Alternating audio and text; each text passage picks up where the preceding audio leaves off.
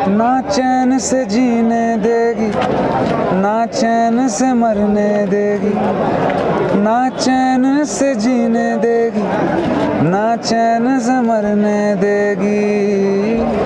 चलो ले चले तुम्हें तारों के शहर में, धरती पे ये दुनिया हमें प्यार न करने देगी। आपको एक्स फैक्टर में जब आप आए थे, आपने ऑडिशन दिया था, तो Sonu Nigam was the first person जिन्होंने आपको मतलब नो कहा था जी। तो वो 10 सेकंड्स का टाइम जब श्रेया घोषाल हाँ करने वाली थी और सोनू निगम ने ना बोला, तो उस 10 सेकंड्स में कैसा फील हो रहा था आपको? उन 10 सेकंड्स में काफ़ी घबरा गया था मैं, छोटा भी था काफ़ी, पहली बार और शायद आखिरी बार एक रियलिटी शो में गया। पर हाँ, वहाँ पर ना सुनने के बाद मुझे ऐसा लगा कि मेरे अंदर बहुत सारे बदलाव आए। शायद मुझे ऐसा लगता है शायद मैं ऐसा सोचने लग गया था कि मैं बहुत अच्छा गाता हूँ। फिर मेरे साथ एक रियलिटी शो हुआ, फिर वहाँ पर मेरे साथ एक एक्सपीरियंस हुआ। उसके बाद फिर मुझे मेहनत करने के लिए बहुत मोटिवेशन मिली, और वो एक ऐसा पॉइंट है मेरी लाइफ का जो बहुत ज़रूरी था मेरे लिए, और एक ऐसे राइट टाइम पे हुआ। शायद इसी वजह से जुबिन नौटियाल आज यहाँ खड़े हैं।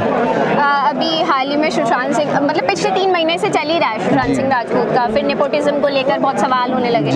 आप कभी म्यूजिक इंडस्ट्री में नेपोटिज्म को लेकर शिकार हुए, या फिर किसी वजह से आपके किसी काम को अफेक्ट पड़ा हो नेपोटिज्म की वजह से? देखिए, मैं और मेरे परिवार, मतलब मेरे पिता रामशरण नौटियाल, उन्होंने कभी भी नेपोटिज्म सपोर्ट नहीं करा।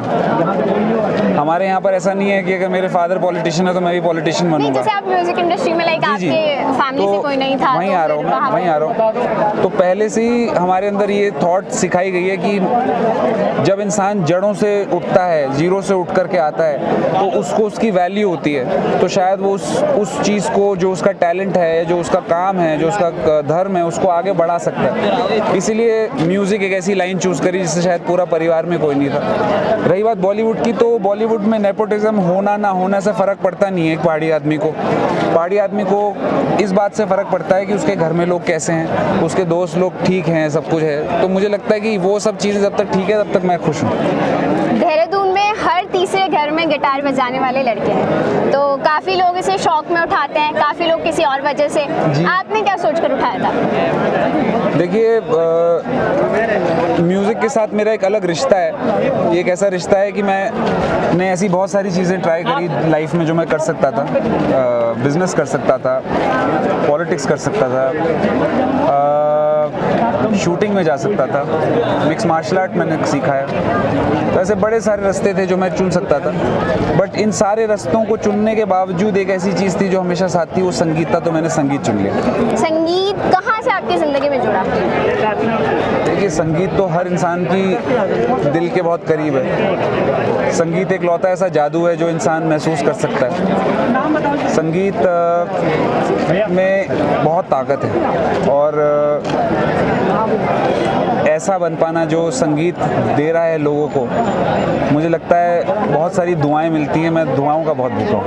प्रेरणा कहाँ से मिली आपको? संगीत की प्रेरणा मुझे मेरे फादर से मिली। मेरे फादर भी गाना गाते थे बचपन में, और उनके पास डायरी है जिसमें वो डायरी में सारे गाने लिखा करते थे। तो जब इतना ज़्यादा प्यार संगीत की तरफ होता है घर में, तो बेसिकली बच्चों के अंदर वही आता है जो उनके पेरेंट्स का दिया होता है। इंडियन पॉलिटिक्स को लेकर आप क्या ओपिनियन रखते हैं? इंडियन पॉलिटिक्स तो ऐसी है कि हर स्टेट में अलग पॉलिटिक्स है, हर जगह में एक अलग पॉलिटिकल सिनेरियो है। इंडिया एक डेमोक्रेटिक कंट्री है। यहाँ पर बहुत सारे भाषाएं हैं, बहुत सारी जनजातियाँ हैं, और जितनी ज़्यादा भाषाएं, जितनी ज़्यादा जनजातियाँ, उतनी ज़्यादा पॉलिटिकल सिनेरियोज है। तो इंडिया का जो पॉलिटिकल सिनेरियो है बहुत ही कॉम्प्लिकेटेड है, पर एट द सेम टाइम बहुत इंडिविजुअलिस्टिक है। जब भी पॉलिटिकल सिनेरियो इंडिविजुअलिस्टिक होता है तो वहाँ पर जनता की बहुत से होती है, जनता का बहुत बड़ा योगदान होता है हर किस्म से। तो मुझे लगता है हिंदुस्तान एक बहुत ही खतरनाक ब्रिंक पे है। बहुत जल्दी बहुत सारे चेंजेस होने वाले हैं, और बहुत मज़ा आने वाला है अगले 5 सालों में।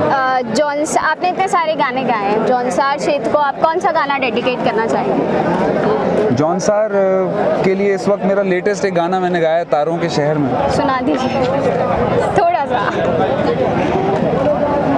ना चैन से जीने देगी, ना चैन से मरने देगी, ना चैन से जीने देगी, ना चैन से मरने देगी। चलो ले चले तुम्हें तारों के शहर में,